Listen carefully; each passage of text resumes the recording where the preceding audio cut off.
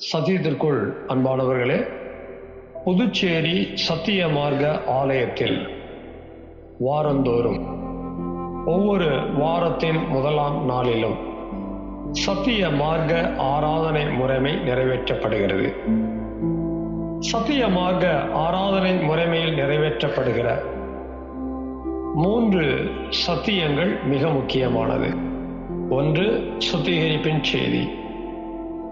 2, ஆராய்ச்சியின் செய்தி. 3, சத்திய தேவ செய்தி. இந்த 3 செய்திகளையும் யூடியூப் வழியாக உங்களுக்கு வழங்க ஆவியானவரால் வழிநடத்தப்படுகிறோம். இன்றைக்கும் நீங்கள் கேட்கிற இந்த சத்திய செய்தியினை கவனமாக கேளுங்கள். கருத்தாக சத்தியத்தின் ஆழங்களை கண்டுபிடியுங்கள். கேட்கிற சத்தியத்தின் அடிப்படையிலே உணர்ந்து அதை உங்களுடைய தனிப்பட்ட குடும்ப பொது ஊழிய வாழ்க்கையிலே கைகொண்டு வாழ்வதற்கு சத்திய தேவனுக்குள் வார்த்தைக்குள் பிரயாசப்படுங்கள். சத்திய தேவன் தாமே உங்கள் ஒவ்வொருவரையும் ஆசீர்வதிப்பாராக. இந்த சத்திய செய்தியை கேட்பதோடு மாத்திரமல்ல, ஒவ்வொரு செய்திக்கும் உங்களுடைய லைக் எங்களுக்கு ரொம்ப முக்கியமாக இருக்கிறது. அதுபோல உங்களுடைய கமெண்ட்ஸ் எங்களுக்கு தேவையாக இருக்கிறது. மேலும் இந்த சேனல் உங்களுடைய பயனுக்காக ஆரம்பிக்கப்பட்டிருக்கிறபடியால் சத்திய மார்க்க ஆலயம் புதுச்சேரி என்கிற இந்த சேனலுக்கு உங்களுடைய ஆதரவை தாருங்கள். சப்ஸ்கிரைப் செய்யுங்கள். சத்திய தேவனுக்கு மகிமை உண்டாவதாக. ஆமேன். சத்தியத்திற்குள் அன்பானவர்களே, சத்திய மார்க்க ஆராதனை முறைமையில் முதல் பகுதி பிரகாரத்திலே 2 சத்தியத்தினாலே சுத்தமும், 2வது பகுதி பரிசுத்த ஸ்தலத்திலே 3 சத்தியத்தினாலே சுத்தத்தின் மேல் பரிசுத்தமும் ஆசீர்வாதமாக நன்மையாக பெற்று 3வது பகுதியாக மகா பரிசுத்த ஸ்தலத்தின் வேலைக்குள்ளாக நாம் பிரவேசிக்கிறோம். இந்த மகா பரிசுத்த ஸ்தலத்திலே 2 விதமான சத்தியங்களை நாம் கேட்க இருக்கிறோம். 1 சத்திய தேவ செய்தி, 2 சத்திய செபம். கல்வாரி ஜீவ வார்த்தை தான் சத்திய தேவ செய்தி, கல்வாரி ஜீவ கிருபை தான் சத்திய செபம். இந்த 2 சத்தியங்களையும் நாம் அனுசரிக்கும் போது தேவன் நமக்கு பாதுகாப்பை கொடுப்பதற்கு ஏற்றவாறு பரிசுத்தத்தை மகா பரிசுத்தமாகவும் பெருக்கி கொடுக்க இருக்கிறார். சத்திய தேவ செய்தி என்பது 3வது முறையாக தேவன் பேசுகிற நேரமாக இருக்கிறது. ஒரு பக்கம் தேவன் நம்மளோட பேசினாலும் அவர் பேசுகிற வார்த்தைகள் நமக்குள்ளாக எழுதி வைக்கப்பட இருக்கிறது. பரலோகமா இருந்தாலும் சரி, பழைய ஏற்பாட்டு காலமா இருந்தாலும் சரி, புதிய ஏற்பாட்டு காலமா இருந்தாலும் சரி, தேவன் தம்முடைய ஜீவ வார்த்தைகளை உடன்படிக்கையின் சத்தியமா உடன்படிக்கை பெட்டிக்குள்ளாக எழுதி வைக்கிறார். நம்ம தான் அவருடைய உடன்படிக்கை பெட்டி, நமக்குள்ளதான் அவருடைய ஜீவ வார்த்தைகளை எழுதி வைக்க போறார். செவ்வாய், புதன், வியாழன் 3 நாட்கள் நமக்கு சத்திய மார்க்கம் கான்பரன்ஸ் இருந்தபடினால கடந்த வாரத்துல அதுக்கு ஏற்ற மாதிரி எனக்கு கடந்த முறை கேட்ட சத்திய தேவ செய்தியுடைய தொடர்ச்சி சத்தியமா ஆராய்ச்சி செய்ய முன்னால பரிசுத்த ஆவியானவரால வழிநடத்தப்பட்டேன். ஆனால் கால சூழ்நிலையில மாற்றங்கள், சத்திய மார்க்கம் கான்பரன்ஸ் போஸ்ட்போன் செஞ்சிட்டாங்க. அதாவது தேதிகளை மாற்றி அமைச்சிட்டாங்க. எனக்கு கொஞ்சம் நேரம் கிடைச்சதுனால இன்னைக்கு சத்திய தேவ செய்தியாக வழக்கமாக நாம் எடுக்கக்கூடிய செய்தி இல்லாம ஏதாவது ஒரு சிறப்பான செய்தியா கொடுக்கணும்னு உணர்த்தப்பட்டேன். தேவ சமூகத்துல ஜெபத்தோட இருக்கும் போது உணர்த்தப்பட்டதான சத்திய தேவ செய்தியை தான் இன்னைக்கு நம்ம கேட்க இருக்கிறோம். பொதுவா உலகத்துல இந்தியாவுல தமிழ் மக்கள் வாழக்கூடிய பகுதியில ஆங்கில வருடம் ஜனவரியில 14, 15, 16 பொங்கல் திருநாள்னு சொல்லி இந்த பண்டிகைகளை கொண்டாடுவாங்க. தமிழருடைய கால கணக்கின்படி தை 1, 2, 3 இந்த 3 நாட்கள்ல பொங்கல் திருநாள்னு சொல்லி இந்த பண்டிகைகளை கொண்டாடுவாங்க. எல்லாமே உங்களுக்கு நல்லா தெரியும். புறஜாதி மக்கள் அல்லது தமிழ் மக்கள் தமிழர் திருநாள் என்று பொங்கல் திருநாளை கொண்டாடுவாங்க. அது என்ன பொங்கல் திருநாள், பொங்கல் திருவிழா அப்படிங்கிறத கொஞ்சம் தேட கர்த்தர் உதவி செய்தார். அப்படி தேடின போது பல காரியங்களை கண்டுபிடிக்க கர்த்தர் உதவி செய்தார். எப்படி பொங்கல் திருவிழாவை கொண்டாடுறாங்க, ஏன் கொண்டாடுறாங்க, எதுக்காக கொண்டாடுறாங்க அப்படிங்கிற விவரங்கள் எல்லாம் கண்டுபிடிக்க கர்த்தர் உதவி செய்தார். அது மட்டும் இல்ல, இந்த திருவிழாவை வைத்து தேவ ஜனமாக இருக்கக்கூடிய நாம என்ன சத்தியத்தின் அடிப்படையில அறிய வேண்டும் என்கிறதையும் வெளிப்படுத்துறார். நாளைய தினத்துல போகி பண்டிகையை கொண்டாடுவாங்க. நாளை மறுநாள் தைப்பொங்கலை கொண்டாடுவாங்க. அதுக்கு அடுத்தபடியா மாட்டு பொங்கல், அதுக்கு அடுத்தபடியா காணும் பொங்கல்னு சொல்லி கொண்டாடுவாங்க. இவைகளை குறித்ததான சில குறிப்புகளை நம்ம தேவைன்னா நோட் பண்ணுவோம், இல்லைன்னா கேள்விப்படுவோம்.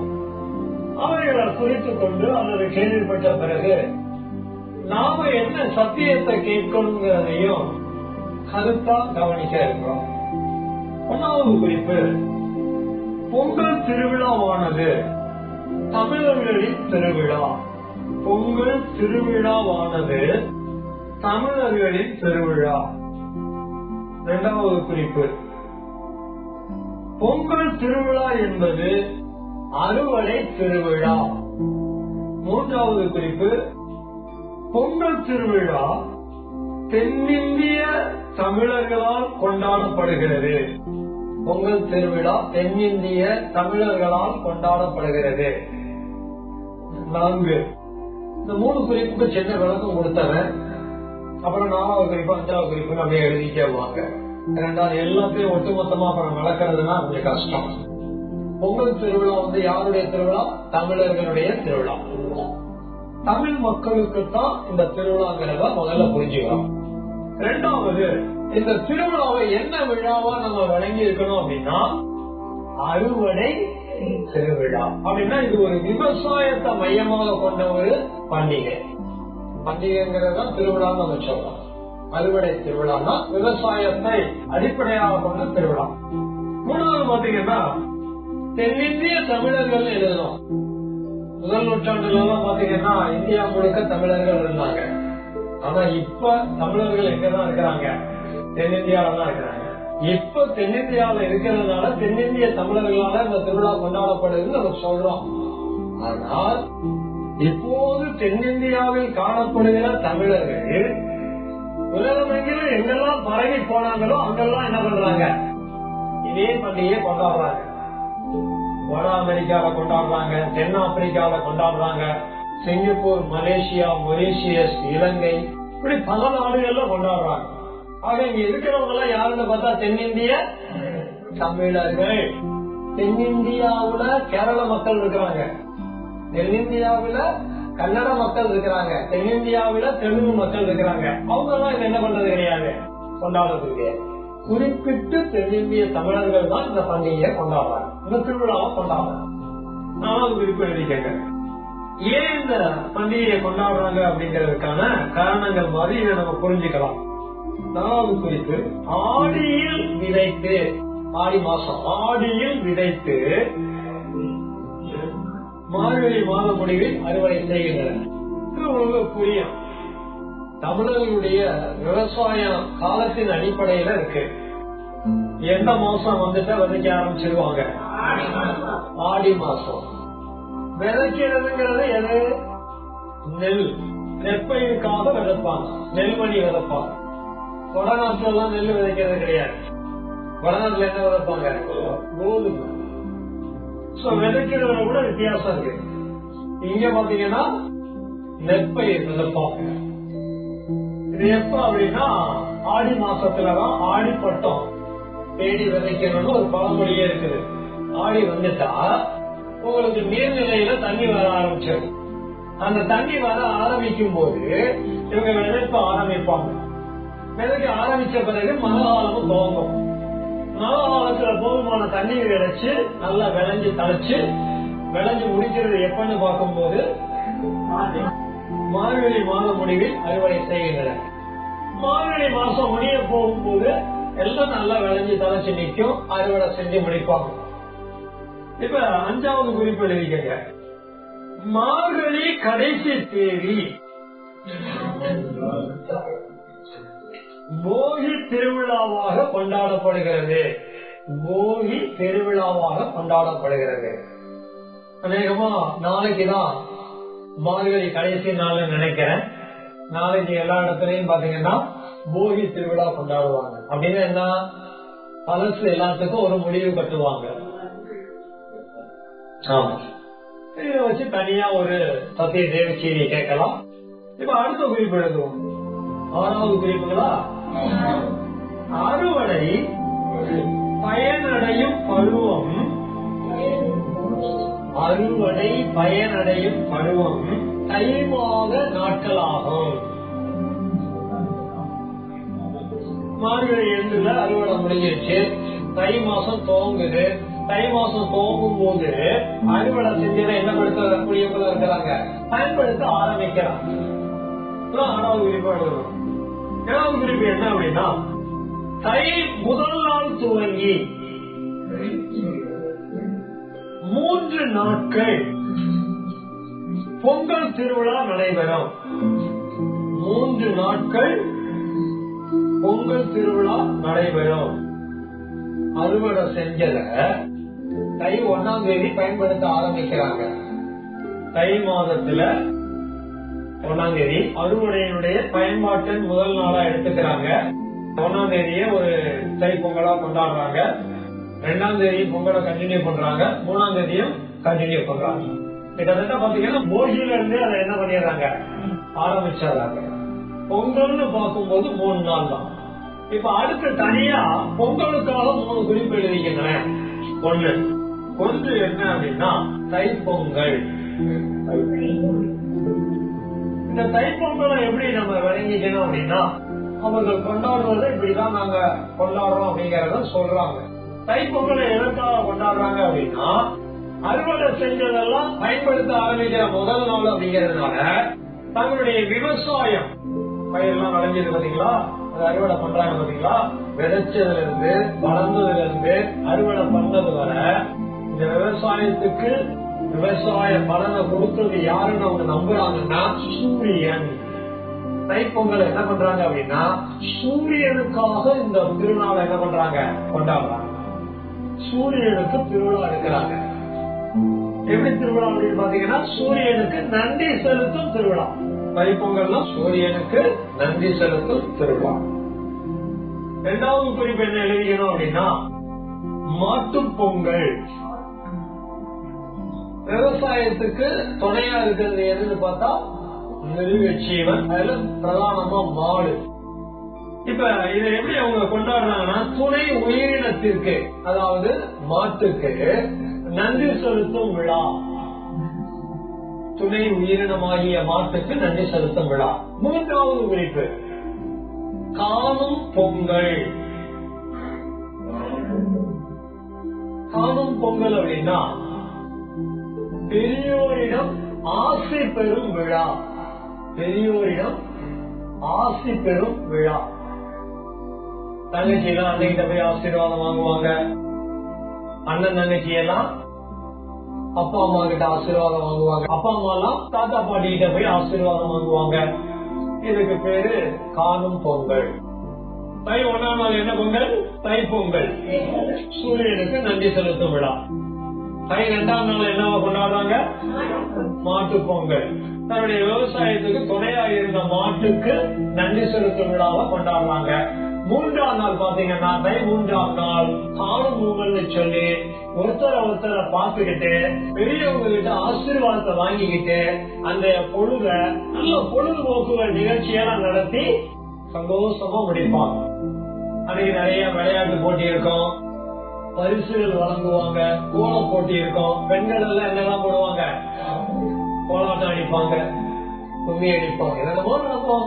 ஆண்கள் எல்லாம் பாத்தீங்கன்னா உரி அடிக்கிறது, மஞ்சு விரட்டு, ஜல்லிக்கட்டு, வீர விளையாட்டு அப்படின்னு சொல்லி அவங்களுடைய திறமைகளை வெளிப்படுத்துவாங்க. ஆக மொத்தம் அன்னைக்கு நாள் ரொம்ப சந்தோஷமா போகும். இப்ப அந்த பண்டிகைக்குள்ள எல்லாம் நம்ம போறதில்லை. இதெல்லாம் காலங்காலமா தமிழர்கள் என்ன பண்ணிக்கிட்டே இருக்கிறாங்க, கொண்டாடிட்டே வர்றாங்க. அது அவருடைய நம்பிக்கைன்னு சொல்றாங்க, அவருடைய மரபுன்னு சொல்றாங்க, பாரம்பரியம் சொல்றாங்க. எது எப்படியோ நாம் வாழ்கிறோம் என்றால் அதற்கு காரணிகள் இருக்கிறது. அந்த காரணிக்கு நான் நன்றி சொல்ல வேண்டும் என்கிற உணர்வு அவர்களுக்கு இருக்கிறது. மனிதனுடைய வாழ்க்கைக்கு உணவு முக்கியம். அந்த உணவுக்கு விவசாயம் முக்கியம். அந்த விவசாய உற்பத்திக்கு சூரியன், மிருகங்கள், பெரியவர்கள் முக்கியம். பெரியவர்கள் தான் இந்த விவசாயத்தை கற்றுக் கொடுத்தாங்க. இப்படி எல்லாம் அவங்க அந்த காரணிகளுக்கு என்ன செலுத்துறாங்க, நன்றி செலுத்துறாங்க. ஆனால் தேவ ஜனமாகிய நீங்களும் நானும் நம்முடைய வாழ்க்கைக்கு மிக அத்தியாவசியமான எந்த ஒன்றையும் அளிப்பவர் தெய்வமாக இருக்கிறார் என்பதை அறிய வேண்டும். அம்மாவ எல்லாம் தேவை, அது காரணம். அந்த காரணிகளுக்கெல்லாம் மூல காரணமாக இருப்பவர் யார்? தேவன், தெய்வம். இப்ப இந்த 3 கோணத்துல 3 பண்டிகையை வச்சு தனித்தனியா மெசேஜ்களை நம்ம கேட்கலாம். இப்ப இந்த 10 குறிப்புகள் எழுதணும் பாத்தீங்களா?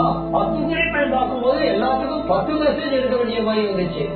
அப்ப எத்தனை மெசேஜ் எடுக்கிறது அப்படின்னு யோசிச்ச போதுதான் கர்த்தர் எனக்கு ஒரு வார்த்தையை உணர்த்தினார். அந்த வார்த்தையின் அடிப்படையில வேதத்தை தேட ஆராய தியானம் பண்ண ஒப்பு கொடுக்கும் போதுதான் அறுவடையை குறித்ததான சத்தியத்தை வெளிப்படுத்தினார். இன்றைக்கு நம்ம சத்திய தேவ செய்தியா எழுதிக் கொள்ள வேண்டிய தலைப்பு என்ன அப்படின்னா, அறுவடை திருவிழாவை குறித்த சத்தியம். இவ்வளவு நேரம் நம்ம 10 குறிப்பு எழுதிட்ட பாருங்க. எல்லாம் தென்னிந்திய தமிழ் மக்கள் வாழையடி வாழையா வருடந்தோறும் தை மாசத்துல அவர்கள் எங்க இருந்தாலும் கொண்டாடக்கூடிய பண்டிகை என்ன, பண்டிகைக்கான வரலாறு என்ன, பண்டிகைக்கான நோக்கம் என்ன அப்படிங்கிற குறிப்புகளை எழுதிக்கிட்டோம். இதுல மைய விஷயமா அறுவடை திருவிழாங்கிறத நம்ம சத்திய தேவ செய்திக்கான தலைப்பா எழுதிக்கிட்டோம்.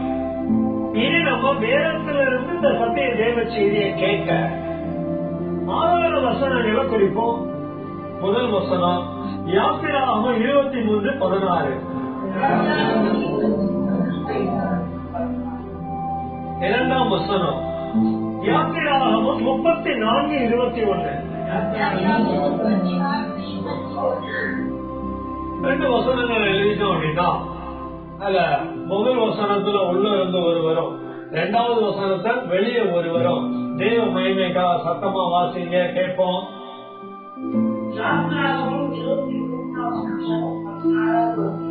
நீ வயலில் விதைத்த உன் பயிர் வேலையை முதல் பலனை செலுத்துக.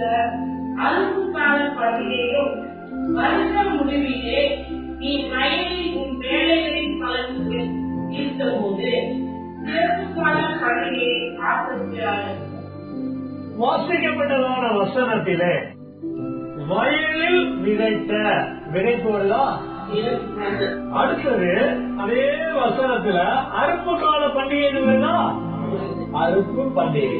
அடுத்தது அந்த வசனம் முடிவுல தேர்ப்பு கால பண்டிகை. இந்த விதைக்கிற இடத்துல பண்டிகைன்னு வரல, ஆனா அறுப்பு பண்டிகை, தேர்ப்பு பண்டிகை அப்படின்னு வருது.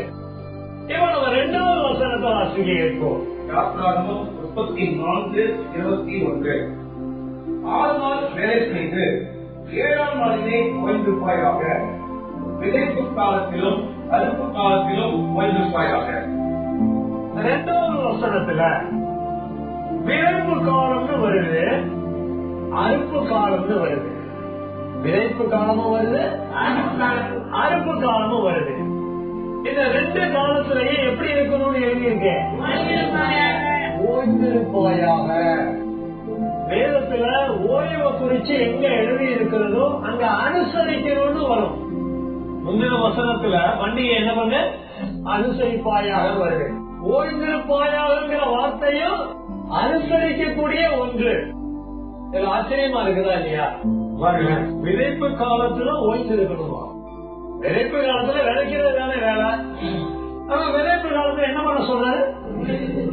விதைப்பு காலத்திலும் அறுப்பு காலத்திலும் ஓய்ந்திருப்பாயாக. 2 காலத்துல என்ன பண்ண சொல்றாரு? விதைக்கிற நேரம் விதைக்கணும், அறுக்கிற நேரம் அறுக்கணும். எப்படி ஓய்ந்திருக்கிறது? கொஞ்சம் கான்ட்ரோவர்சியா இருக்கா இல்லையா? விதைப்பு காலத்துல விதைக்கிற வேலையை நாங்க செய்யணும். இங்க பாருங்களேன், 6 நாள் வேலை செய்ய 7ஆம் நாள் என்ன பண்ண? ஓய்ந்திருப்பாயா. ஓய்ந்திருப்பாயா அத்தனை வேலை செய்யாதான்னு அர்த்தம். ஆனா இங்க என்ன பண்றாரு? விதைப்பு காலத்துல அறுப்பு காலத்துல என்ன பண்ணுங்கிறாரு? விதைப்பு காலத்துல விதைக்கணுமா இல்லையா, அறுப்பு காலத்துல அறுக்கணுமா இல்லையா, இவரு ஓய்வு இருக்கிறாரு. வித்தியாசமா இருக்குது. சரி, பாக்குள்ள ரொம்ப ஆழமா போகாம நாம புரிந்து கொள்ள வேண்டிய விஷயங்களை புரிந்து கொள்ள வேண்டும். விதைப்பு காலத்துல பண்டிகை அனுசரிக்கணும், அறுப்பு காலத்துல பண்டிகை அனுசரிக்கணும், சேர்ப்பு காலத்திலையும் பண்டிகை என்ன பண்ணணும்? அனுசரிக்கணும். இந்த ஓய்ந்திருப்பாயாக எப்படி எடுத்துக்கிறோம்? பண்டிகை அனுசரிப்பதாக எடுத்துக்கிறோம். விதைக்கிற காலத்துல விதை, ஆனால் என்ன அனுசரி? பண்டிகை அனுசரி. அறுப்பு காலத்துல என்ன பண்ண? ஆறு, ஆனா பண்டிகை என்ன பண்ண? அனுசரி. சேர்ப்பு காலத்துல என்ன பண்ண? அறுத்தத சேரு, ஆனாலும் சேர்ப்பு காலத்துல என்ன பண்ண? பண்டிகையை அனுசரி.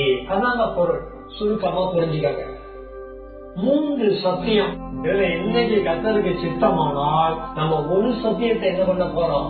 கேட்க இருக்கிறோம். அடுத்த வாரம் அதுக்கு அடுத்த வாரம் தொடர்ந்து அடுத்தடுத்த சத்தியத்தை என்ன பண்ண இருக்கிறோம்? கேட்க இருக்கிறோம். ஏன் பாஸ்டர் இன்னைக்கே 3 சத்தியத்தை பேசினா என்ன? வீட்டுக்கு போய் யார் அடி வாங்குறது? இப்ப நம்ம உபத்தலைப்பு எழுதிக்க போறோம். முதல் உபத்தலைப்பு என்ன அப்படின்னா விதைத்தல். விதைப்பு பண்டிகைன்னு எழுதல, நம்ம என்ன எழுதுறோம்? விதைத்தல். இப்ப நம்ம இஸ்ரவேலா விதைப்பு பண்டிகையை கொண்டாடுறதுக்கு இல்ல. நம்ம பண்டிகைக்கு ஈக்குவலா இப்ப நம்ம அறிய வேண்டிய சத்தியம் என்னங்கிறத கேட்க போறோம். உபத்தலைப்பு என்ன எழுதியிருக்கிறோம்? விதைத்தல். இந்த விதைத்தல் என்ற வார்த்தைக்கு பின்னால நம்ம வேறொரு வார்த்தைய செய்தியை கேட்ட பிறகு எழுத போறோம். இதற்கான வசனங்களை குறிப்போம். மார்க்கு 4:14, அப்போஸ்தலர் 8:25, 1 கொரிந்தியர் 15:3, 1 கொரிந்தியர் 15:4, கடைசியாக சங்கீதம் 126:5. கண்களை மூடுவோமா? இதற்கான சத்திய தேவ செய்தி நம்முடைய இருதயங்களிலே எழுதப்பட தேவன் நம்மோடு பேச நம்மை தாழ்த்தி செவிக்க படிக்கலாமா? சத்திய தோப்பனே, சத்திய குமாரனே, சத்திய ஆவியானவரே, உங்களுடைய தெய்வீக நாமங்களுக்கு கோடா கோடி துதியின் மகிமை செலுத்துகிறோம். இதுநாள் வரைக்கும் எங்களுக்குள்ளாக நீர் எழுதி வைத்த சத்தியங்களுக்காக, வசனங்களுக்காக கோடா கோடி நன்றி செலுத்துகிறோம். என்றைக்கும் நித்திய ராஜரீகம் விளங்க நீர் பரிசுத்தர் பரிசுத்தர் பரிசுத்தர் என்று தொழுது சேவிக்கின்றோம். சேஷமாக தோப்பனே, எங்களுடைய இருதயங்களை உடைய உடன்படிக்கை வெற்றியாக பாவிக்கிறீரே. புதிய உடன்படிக்கையின் சத்தியத்தை, உடைய ஜீவ வார்த்தைகளை எல்லாருடைய இருதயங்களிலும் எழுதி வைக்கப்பட எங்கள் இருதயங்களை தாழ்த்தி ஒப்புக்கொடுக்கின்றோம். உலகம் எங்கிலும் வாழ்கிற தமிழ் மக்கள் அறுவடை திருவிழாவை பொங்கல் திருநாளாக கொண்டாடி வருகிறார்கள். அதை ஒரு நன்றி செலுத்தும் விழாவாக அனுசரிக்கிறார்கள். தேவ ஜனமாகிய எங்களுடைய வாழ்க்கையில ஸ்தோத்திரம். இஸ்ரவேலருடைய அறுப்பு பண்டிகையை வைத்து நாங்கள் அறிந்து கொள்ள வேண்டிய சத்தியமாக விதைத்தலின் சத்தியத்தை அறிந்து கொள்ள இதிலிருந்து எங்களுக்கு என்ன சத்தியம் தேவை என்பதை நீர் வெளிப்படுத்தி எங்கள் எல்லாருடைய இருதயங்களிலும் எழுதி வைக்கும்படி சொல்லுகிறோம். விதைத்தலின் சத்தியத்தை கேட்டு உணர்ந்து நல்ல முடிவெடுத்து மனநிலைமை தீர்மானம் பண்ண எங்கள் சிறைகளை திறந்தபடி சொல்லுகிறோம். ஒவ்வொருவரையும் தாழ்த்தி ஒப்புக்கொடுக்கின்றோம். சத்தியேசுவின் நாமத்தை சத்திய ஆவியான தலைவர்களை சொல்லுகிறோம். சத்தியம் உள்ள பிதாவே, ஆமென், ஆமென். சத்திய வார்த்தையாகிய பிதா, குமாரன், பரிசுத்த ஆவியானவராய் இருக்கிற தேவனுடைய தெய்வீக நாமத்திற்கு சகல துதியும் கனமும் மகிமையும் உண்டாவதாக. தேவனுடைய இரக்கமும் குமாரனாகிய இயேசு கிறிஸ்துவினுடைய கிருபையும் பரிசுத்த ஆவியானவருடைய சமாதானமும் தேவனுடைய வார்த்தையினால் நம்ம ஒவ்வொருவருக்கும் உண்டாயிருப்பதாக. ஆமென். சத்தியத்திற்குள் அன்பானவர்களே, அறுவடை திருவிழா இந்த வார்த்தைய நம்ம உலக பிரகாரமான அடிப்படையில இருந்து நம்ம எடுக்கல. உலக பிரகாரமா பார்க்கும்போது உலகமெங்கிலும் விவசாயம் இருக்கு, எல்லா இடத்துலயுமே அறுவடை இருக்கு, அறுவடை திருவிழாவும் இருக்கு. ஆனால் நம்முடைய சத்திய வேதத்திலே அறுப்பு பண்டிகை என்று எழுதி இருக்கிறது. அறுவடை திருவிழாவெல்லாம் அறுப்பு பண்டிகைன்னு எழுதி இருக்கிறது.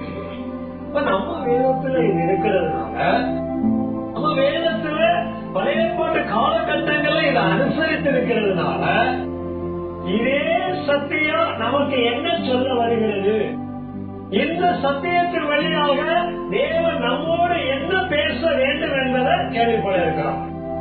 நம்ம யாரும் என்ன கிடையாது, விவசாயி கிடையாது.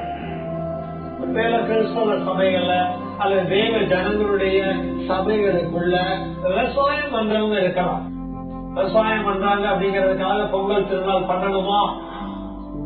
உலக தமிழர் மக்களை போல தாங்களும் அந்த திருவிழாவை கொண்டாடணுமா? சிந்திச்சு பார்க்க வேண்டிய ஒன்றாக இருக்கிறது. உலக மக்களுக்கு நன்றி சொல்லக்கூடிய நல்ல உணர்வு இருக்கிறது.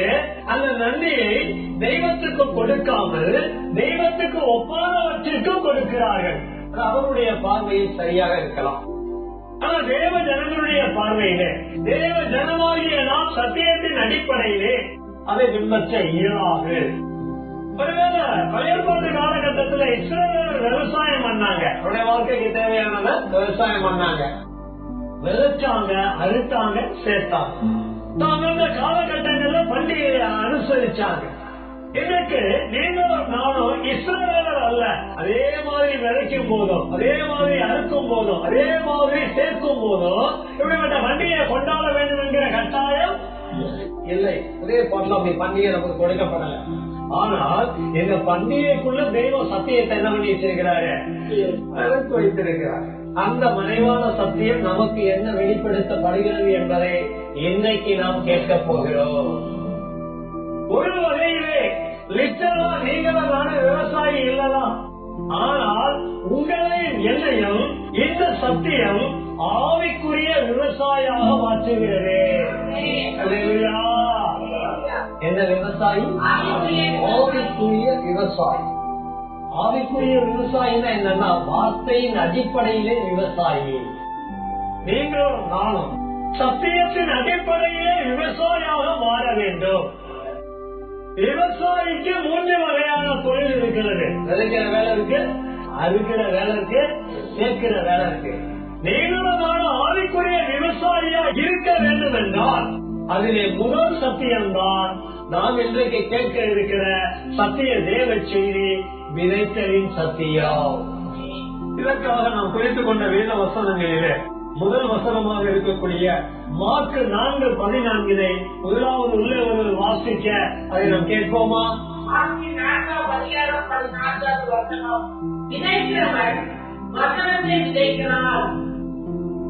விதைக்கிறவன் விதையை விதைக்கிறான் என்று எழுதப்படவில்லை. விதைக்கிறவன் எதை விதைக்கிறான்? இதை யார் சொன்னது? இயேசு கிறிஸ்து. ஆவிக்குரிய விவசாயத்தை குறித்து, ஆவிக்குரிய விவசாயியை குறித்து. விவசாயம் வேற, விவசாயி வேற. விதைக்கிறவன், விதைக்கிறவன் என்பது விவசாய குறிக்கிறது. வசனத்தை விதைக்கிறான், வசன விவசாயம் செய்கிறான், வசன விவசாயம் செய்கிறான் அப்படின்னு சொல்றார். இது யாரிட சொன்னாரு பாத்தீங்கன்னா நம்முடைய சீசர்களிடத்தில். அன்றைய நாட்களிலே முதலாவது 12 சீசர்கள் வந்தாங்க. அப்புறம் அவங்க 70 சீசர்களா பெருகினாங்க. அதனை தொடர்ந்து 120 சீசர்களா வளர்ந்தாங்க. அன்னைக்கு ஆரம்பிக்கப்பட்ட அந்த ஆவிக்குரிய விவசாயம் இன்னைக்கு வரை தொடர்ந்து நடைபெற்று வருகிறது. அந்த ஆவிக்குரிய விவசாயத்திலே ஆவிக்குரிய விவசாயியாக இயேசுவை பின்பற்றி வருகிற அவருடைய சீசர்களாக நாமும் இருக்க வேண்டும். எல்லாருமே இயேசுடைய சீசர்கள் தான். எல்லாருமே இயேசுவை கொண்டு, இயேசு ஒரு ஆவிக்குரிய விவசாயி. இயேசு தாம் ஆவிக்குரிய விவசாயியாக இருந்தபடியினால் அவர் தம்மை பின்பற்றி வருகிற ஒவ்வொரு சீசர்களையும் என்னவாக மாற்ற விரும்புகிறார்? ஆவிக்குரிய விவசாயிகளாக, ஆவிக்குரிய விவசாயம் செய்கிறவர்களாக மாற்ற விரும்புகிறார். நம்ம எல்லாரும் சேர்த்து இறங்கியாகணும். நம்ம எல்லாரும் எதுவும் இறங்கியாகணும் இல்ல மாஸ்டர், நான் ரெய்மான் ஃபேன் போட்டிருக்கேன், நான் அந்த ஷூ போட்டிருக்கேன், நான் இந்த பெல்ட் போட்டிருக்கிறேன், நான் இந்த கூலிங் கிளாஸ் போட்டிருக்கிறேன், நீ எதை வேணா மாட்டிக்க, இதுவா இஷ்டம். ஆனா நீ எதுவும் இறங்கி ஆகணும், சேர்த்துல இறங்கியே ஆகணும். உனக்கு விவசாயம் செய்ய வேண்டிய பொறுப்பு இருக்கிறது. மாஸ்டர் எனக்கு அதெல்லாம் தெரியாது மாஸ்டர். தெரிஞ்சுக்க முடியாது மாஸ்டர், கஷ்டம். இயேசுக்கு என்னவா வாழ முடியாது, வாழ முடியாது. இந்த வசனத்துல எத்தனை வார்த்தை இருக்கு? மார்க் 4:14 எத்தனை வார்த்தை இருக்கு? 3 வார்த்தை. விதைக்கிறவன் இருக்கா இல்லையா? ஒவ்வொரு வார்த்தையா போகும். அந்த வார்த்தைக்குள்ள உங்க ஒவ்வொருத்தரையும் நீங்க வச்சு பார்க்கணும். நான் விதைக்கிறவன், நான் என்ன செய்கிறவன்? இரண்டாவது வார்த்தை என்ன? வசனம். இரண்டாவது வார்த்தை வசனம். நீங்களும் நானும் இயேசுவை பின்பற்றுகிற சீசனாக இருந்தால் விதைக்கிறவனாக, விவசாயியாக மாற வேண்டும். விவசாயியாக மாறுகிற உங்களுக்கும் எனக்குமான விதை என்னவென்றால் வசனமாக இருக்க வேண்டும். அல்லேலூயா. இன்னைக்கு பாத்தீங்கன்னா எந்த விவசாயி கையிலையும் விதை கிடையாது. சொன்னது விவசாயம் பண்றவங்களுக்கு புரியும். ஒரு காலகட்டத்துல விவசாயம் பண்றவங்க விதை நெல்லு சேர்த்து வைப்பாங்க. இன்னைக்கு விதை நெல்லு யாரு கையிலையும் இல்ல, அதிகமா இல்ல. ஏதோ சிலர்த்த இருக்கலாம், எல்லாத்தையும் இருக்கிற மாதிரி தெரியல. எல்லாத்தையுமே பாத்தீங்கன்னா ஹைபிரிடா கண்டுபிடிச்சிட்டு வராங்க. யாரோ ஒருத்தர் விதை நெல்லு கொடுக்கறாங்க. அந்த மாதிரி காலம் மாறிக்கிட்டு வருது.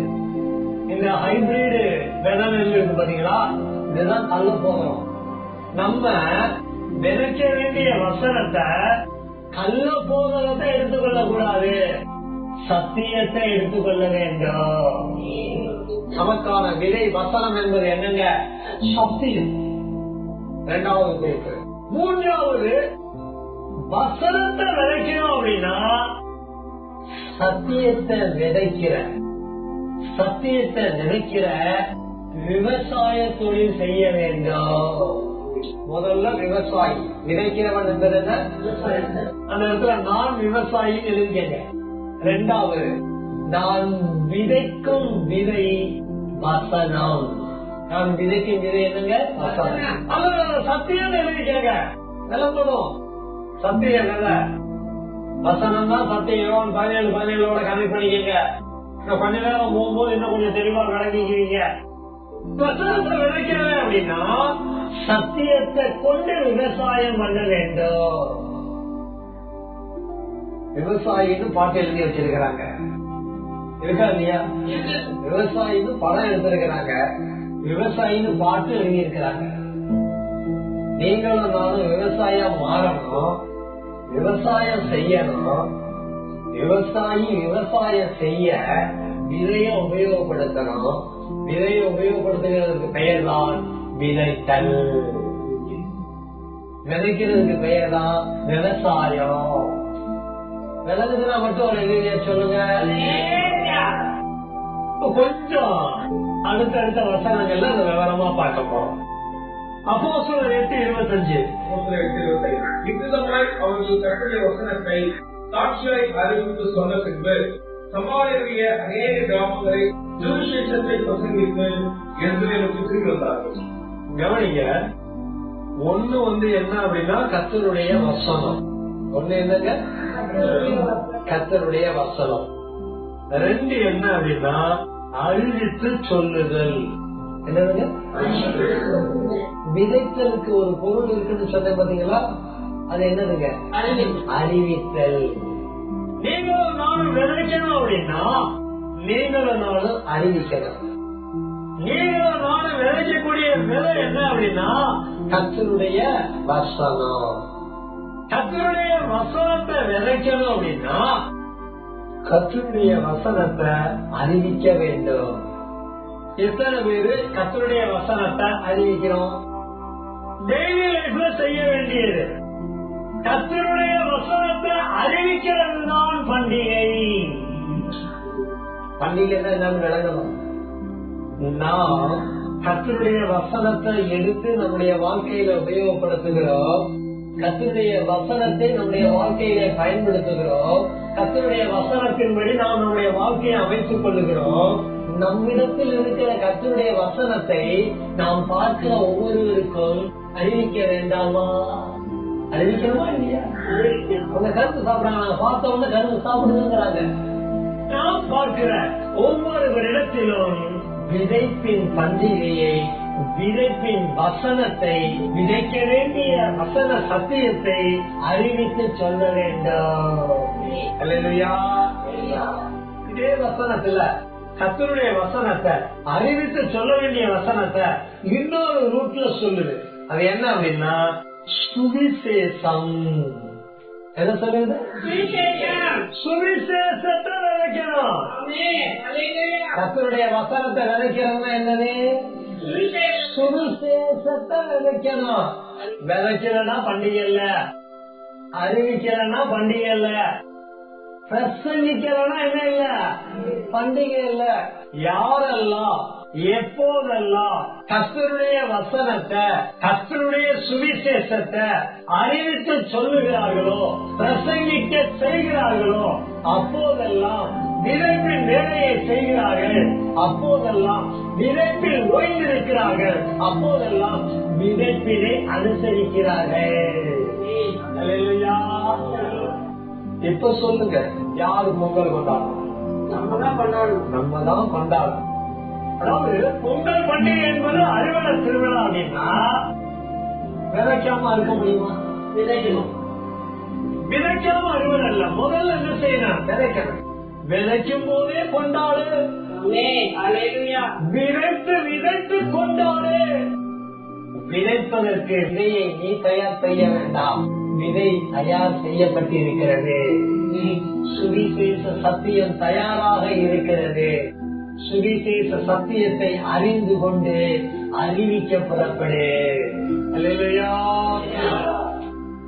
இப்ப சுவிசேஷம்னா என்னங்கிறத அடுத்த 2 வசனங்களை உள்ள தொடர்ச்சியா நீங்களே வாசிங்க. வெளியில இருக்கிற நபர் கடைசி வசனத்தை சங்கீதத்துல வாசிப்பாங்க. உள்ள 15-3 வாசிக்க கேட்போம்.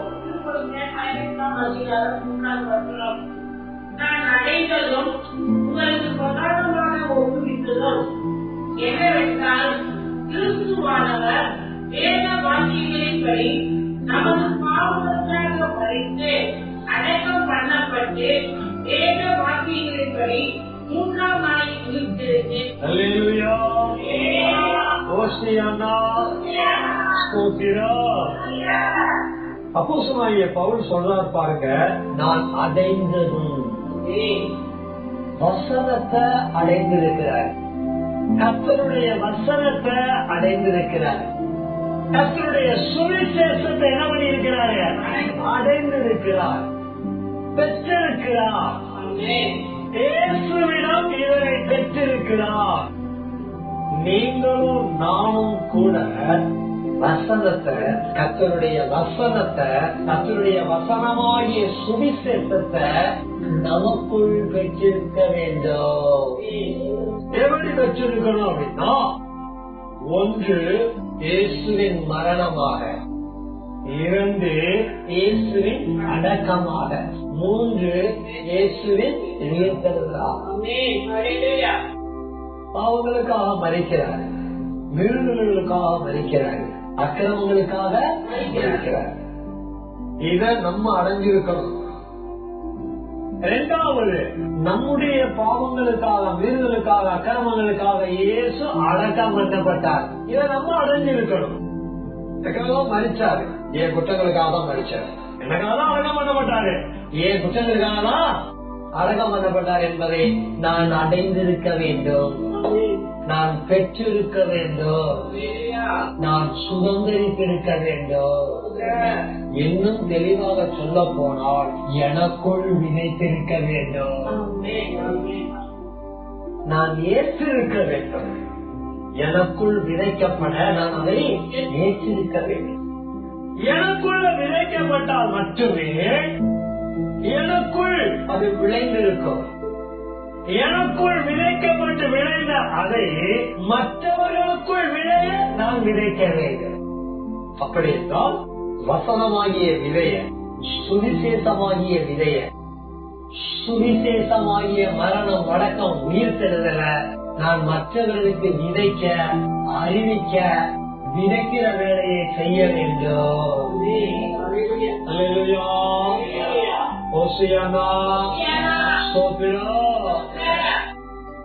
எல்லாருமே ரட்சிக்கப்பட்டு பல வருஷங்கள் ஆயிருக்கு. ஒரு வருஷம் இல்ல, 2 வருஷம் இல்ல, பல வருஷங்கள் ஆயிருக்கு. ஒருவேளை நம்ம பிள்ளைகள் என்ன ரட்சிக்கப்படாம இருக்கலாம், ஒருவேளை சிறு பிள்ளைகள், வாலிப பிள்ளைகள் ரட்சிக்கப்படாம இருக்கலாம். இங்க இருக்கிற பெரியவங்க எல்லாரும் ரட்சிக்கப்பட்டிருக்கிறோம். நல்ல கவனமா கேட்பாங்க. எதை கேட்டு ரட்சிக்கப்பட்டோம்? சுவிசேஷம் கேட்டு, இயேசுவின் மரணம், அடக்கம், உயிர்த்தெழுதலை கேட்டு என்ன பண்ணிருக்கிறோம்? ரட்சிக்கப்பட்டிருக்கிறோம். ரட்சிக்கப்பட்டு எத்தனையோ வருஷம் இருக்கலாம். அது 10 வருஷமா இருக்கலாம், 20 வருஷமா இருக்கலாம், 30 வருஷமா இருக்கலாம். ஆனா என்னை பொறுத்த வரையில சத்தியமாக்க சபைக்குள்ள வந்த இந்த 12 வருஷமா விதைப்பு திருவிழாவை நடத்துவோமா? என்ன திருவிழா? விதைப்பு திருவிழா. விதைப்பு திருவிழாவை நடத்துவோமா? விதைக்கிற வேலையை செய்தோமா? அறிவிக்கிற செயல் செய்தோமா? இயேசுவின் மரணத்தை யாருக்காவது அறிவிக்கிறோமா? இவ்வளவு பெரிய கஷ்டம். இந்த திருவிழாவை கொண்டாடாம தானே வாழ்ந்துட்டு இருக்கிறோம். உலகத்துல தமிழ் மக்கள் பாத்தீங்கன்னா, உண்மையே சொல்ல போனா இது விவசாயி மட்டும் கொண்டாடலாம். எல்லாருமே விவசாய கிடையாது. ஆனா தை 1, 2, 3 வந்துச்சுன்னா எல்லாரும் இதை என்ன பண்றாங்க? விவசாயம் பண்ணாதான் கொண்டாடுறாங்க. உலகத்துல எப்படி விவசாயம் பண்ணாம இதை கொண்டாடி ஒரு உலக திருவிழாவா மாத்திட்டாங்களோ, அந்த மாதிரி சுவிசேஷம் அறிவிக்காமலேயே, அறிவிக்க வேண்டிய பொறுப்பு எல்லாருக்கும் இருக்குது. ஆனா கொண்டாட்டத்துக்குரியவர்கள் மாதிரி வாழ்க்கையை நடத்திட்டு இருக்கோம். விளங்குதா? விளங்குலையா? அறிவித்து கொண்டாட வேண்டிய நாம, சுவிசேஷம் அறிவித்து கொண்டாடி மகிழ வேண்டிய நாம எதுவுமே அறிவிக்காம மகிழ்ச்சி மட்டும் வேணும், சந்தோஷம் மட்டும் வேணும். ஆனா சூப்பரான வார்த்தை பாருங்களேன். அடுத்த வசனம் வாசிங்க. வாசிங்க. கண்ணீரோட சொல்லி இவ்வளவு தெரிஞ்சுக்கிட்டே போயிருங்க. ஆச்சரியம். வசனத்தை ஒரு உணர்வு வேணுமா வாசிக்க வேண்டாம். இப்ப நிறுத்தி நிதானமா வாசிங்க. கண்ணீரோட இருக்கிறவர்கள் எப்படி எப்படி இருக்கணும்? என்ன அருமையான ஒரு வார்த்தை பாருங்களேன். விதைப்பு பண்டிகையை கொண்டாடணும். ஆனால் அந்த கொண்டாட்டத்தினுடைய ஆழமான உணர்வு என்ன அப்படின்னா கண்ணீரோடு. இந்த கண்ணீருக்குள்ள மறைஞ்சிருக்கிற ரகசியம் என்ன தெரியுமா? பாரத்தோட. நினைக்கிறவங்களுக்கு பாரம் இருக்கணும், நினைக்கிற பாரம் இருக்கணும். ஏன் சுவிசேஷம் செய்ய முடியல? பாரம் இல்லை. ஏன் இயேசுவின் மரணத்தை மற்றவர்களுக்கு கொண்டு போக முடியல? பாரம் இல்லை. இயேசுவின் அடக்கத்தை மற்றவர்களிடத்துல கொண்டு போக முடியல, இயேசுவின் உயிர்த்தெழுதலை மற்றவர்களிடத்துல கொண்டு போய் சேர்க்க முடியல அப்படின்னா விதைக்கக்கூடியதான பாரமான வளர்வு இல்லை. எனக்கு மட்டுமா மறிச்சாரு? உலகத்தில் இருக்கக்கூடிய எல்லா மனிதர்களுக்காக மறித்தார். எனக்கு இதை யாராவது விதைக்கல சொல்லல அப்படின்னா எனக்கு இந்த சத்தியம் கிடைச்சிருக்குமா? எனக்கு இந்த சுவிசேஷம் கிடைச்சிருக்குமா? எனக்கு இந்த சுவிசேஷம் கிடைக்கலன்னா நான் ரசிக்கப்பட்டிருப்பேனா? மாட்டேன். இந்த சுவிசேஷத்தை எனக்கு யாரோ ஒருத்தர் பாரத்தோட கண்ணீரோட விதைச்சிருக்கிறான். இன்னைக்கு நீங்களும் நானும் அந்த கண்ணீரை சுமக்கிறவங்களா, அந்த பாரத்தை இருதயத்துல சுமக்கிறவங்களா? கல்வாரியில இயேசு சிறுவையை சுமந்தாரா இல்லையா? சிறுவன் தான் சிறுவன். நீங்க அக்கிரமத்தை சுமந்தாரா இல்லையா? வீரனை சுமந்தாரா இல்லையா? பாவத்தை சுமந்தாரா இல்லையா? எவ்வளவு பெரிய பாரம்! இயேசு நம்முடைய பாரத்தை ஏற்றாரு. அந்த சுவிசேஷ சத்தியத்தை விதைக்கக்கூடிய பார உணர்வை நான் ஏன் பெற மாட்டேங்கிறேன்? வார வாரம் அறிவிப்புல நம்ம பார்த்து சொல்லிக்கிட்டே இருப்பார். நீங்க 1 மணி நேரம் டைம் எடுத்துக்கீங்கப்பா. உண்மையை சொல்ல போனா ஞாயிற்றுக்கிழமை நம்ம செய்யலாங்கிறதுக்காக அந்த 1 மணி நேரம் சொல்ற. தெளிவா சொல்ல போனா அனுதின வாழ்க்கையில 1 மணி நேரம் என்ன பண்ணணும்? நம்ம சுவிசேஷ விதைக்க எடுத்துக்கணும். சமீப காலமா என்னை ஊத்திக்கிட்டே இருக்கு. என்ன உணர்த்துது அப்படின்னா, அந்த உறுத்துதல் எனக்கு என்ன உணர்த்துது அப்படின்னா, கோடியில ஒருத்தருக்கு கூட சரியா யாரும் என்ன சொல்றது கிடையாது. சுவிசேஷ சத்தியத்தை சொல்றது கிடையாது. கோடியில ஒருத்தர் சில நேரங்கள்ல எனக்கு ஊழியர்காரங்களோட பேசிக்கிட்டு இருந்த பழைய அனுபவங்கள் அப்படியே நினைவு போகுது. சுவிசேஷ ஊழியத்தை ஆரம்பிச்ச போது புதுச்சேரியில எவ்வளவு லட்சம் வாழ்றாங்கிற சர்வே எடுத்தோம். சுமார் 13 லட்சம் மக்கள் வாழ்றாங்கன்னு. எப்ப? 13 வருஷத்துக்கு முன்னாடி. இப்ப 13 வருஷம் நடக்குது, அதனால 13 சர்வே எடுத்தோம். 12 வருஷம் ஆகுதுன்னு வச்சுக்கோங்க ஏறக்குறைய. அப்ப சர்வே எடுத்தோம். அப்ப பார்த்தா 13 லட்சம் மக்கள் இருக்கு. இந்த 12 வருஷத்துல மக்கள் தொகை ஏறி இருக்குமா இல்லையா? நம்ம சபையிலே மக்கள் தொகை ஏறி இருக்கு. அதுவே நம்ம குடும்பத்துல பிள்ளைங்க பிறந்துட்டாங்க. ஸ்தோத்திரம். ஏன் நம்ம மேய்ப்பருக்கு இங்க வரும்போது 2வது குழந்தை இல்ல. இப்ப எங்க சென்சஸ் எடுக்க ஆரம்பிச்சியா பாருங்க. இல்ல உண்மையை சொல்றது, நம்ம சபையில பாத்தீங்கன்னா குழந்தைங்க எல்லாம் புதுசா பிறந்து வந்திருக்கிறாங்க. பிறந்த குழந்தைங்க வந்துட்டு வராம திரும்பி போனவங்க இருக்கிறாங்க. நம்ம சபையில எண்ணிக்கை கூடல. இந்த புதுச்சேரியில வெறும் 4 ஊருங்க. புதுச்சேரி, காரைக்கால், மாகே, ஏனம் 4 ஊருங்க. இவ்வளவு நிறைய பஞ்சாயத்து இருக்கிறது வேற. இது மட்டும் இல்லாம இந்த 13 லட்சம் மக்கள் இன்னைக்கு பெருகி இருப்பாங்க. எவ்வளவு பேருக்கு சுவிசேஷத்தை கழிச்சிருக்கிறோம். கர்த்தர் நமக்கு கொடுத்த உணர்வு என்ன அப்படின்னா, விதைக்கப்பட்ட ஜனங்கள் புதுச்சேரியில் உருவாக்கப்பட வேண்டும். என்னப்பட்ட ஜனங்கள்? விதைக்கப்பட்ட ஜனங்கள். விதைக்கப்பட்ட ஜனங்கள்னா சுவிசேஷத்தை அறிந்து ஏற்ற ஜனங்கள் உருவாக்கப்பட வேண்டும்.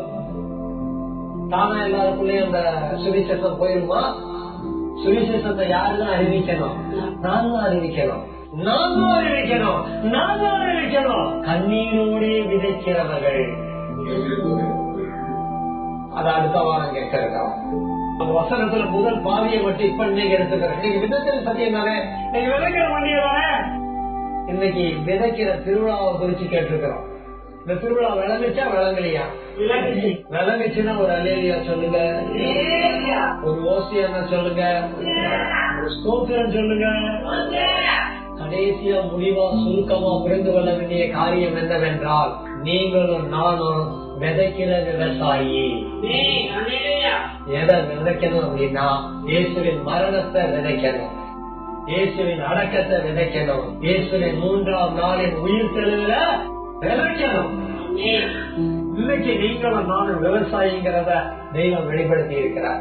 அவர் வெளிப்படுத்துறதான அந்த வெளிப்பாட்டின் சத்தியம் நீங்களும் நானும் விவசாய திருவிழாவை கொண்டாடக்கூடிய மக்களா நம்மை மாற்ற உணர்வடைய நம்ம எல்லாரும் தேவ சமூகத்துல எழுப்பி நிற்கலாமா?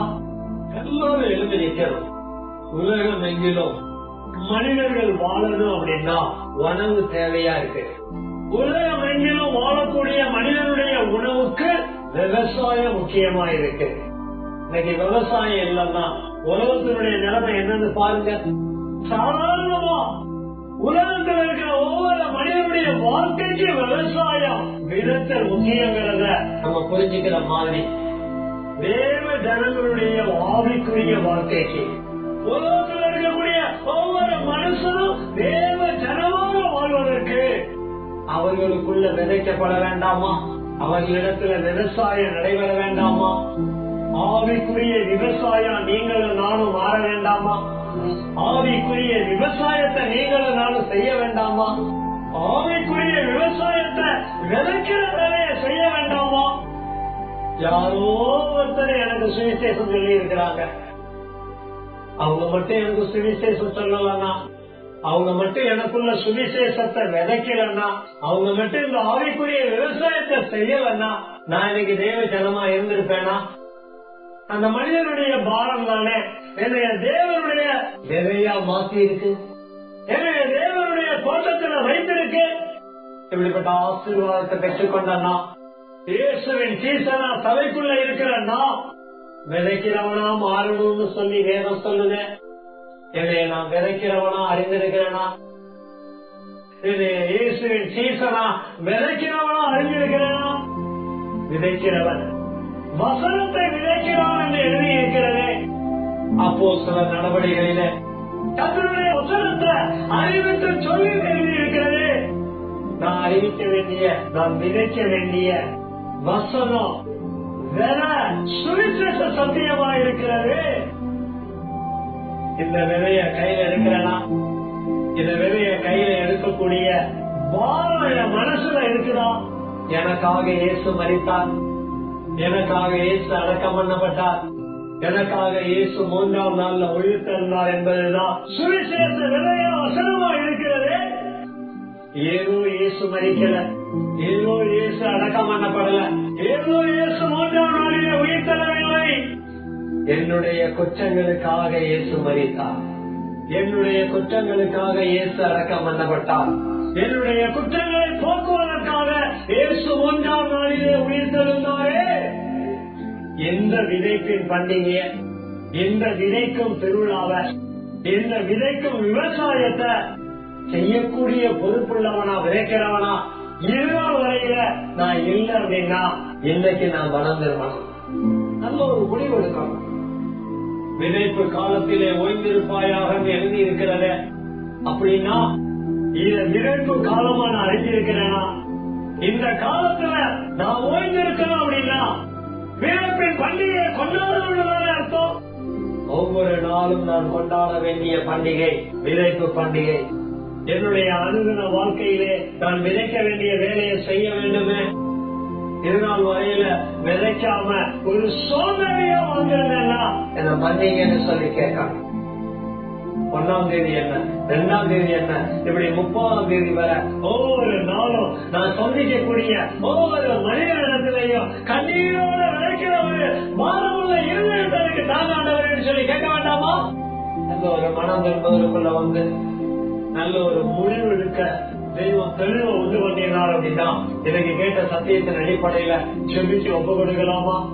ஒப்பு கொடுக்கிற ஒவ்வொருவருக்காகவும் நம்முடைய மேற்பரவர்கள் செபிப்பார்.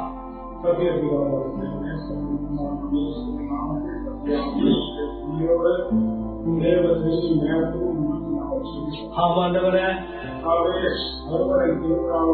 சத்தியத்திலே அதவே ஒவ்வொரு நாளுமாக விதை செடி சத்தியத்தை கொடுத்து ஒவ்வொரு எழுத்து எழுதி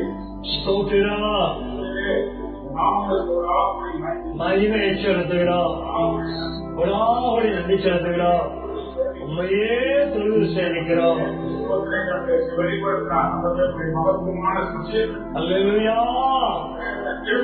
ஆமாண்டவர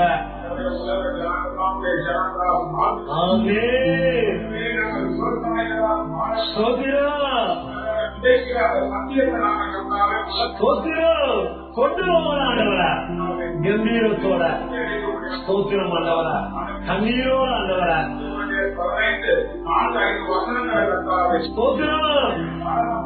உயிர்த்தெழுதல் ஆண்டவர.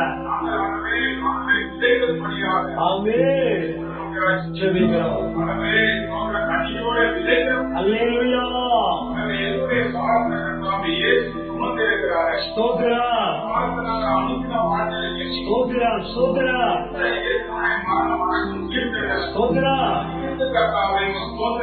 அல்லேலூயா, செபிக்கிறோம். ஆமென். செபிக்கிறோம். இறந்து விடாதபடிக்கு ஸ்தோத்திரம். விதைக்கும் திருவிழாவை அனுசரிக்க சுவிசேஷ ஊழியம் செய்ய ஆமென். ஸ்தோத்திரம் ஸ்தோத்திரம். ஆமென். நன்றி. இயேசுவின் நாமத்தில் ஆவியானவரே உம்மால் ஜெபிக்கிறோம். ஜீவனம் பரிசுத்தமுள்ள நல்ல பிதாவே. ஆமென் ஆமென்.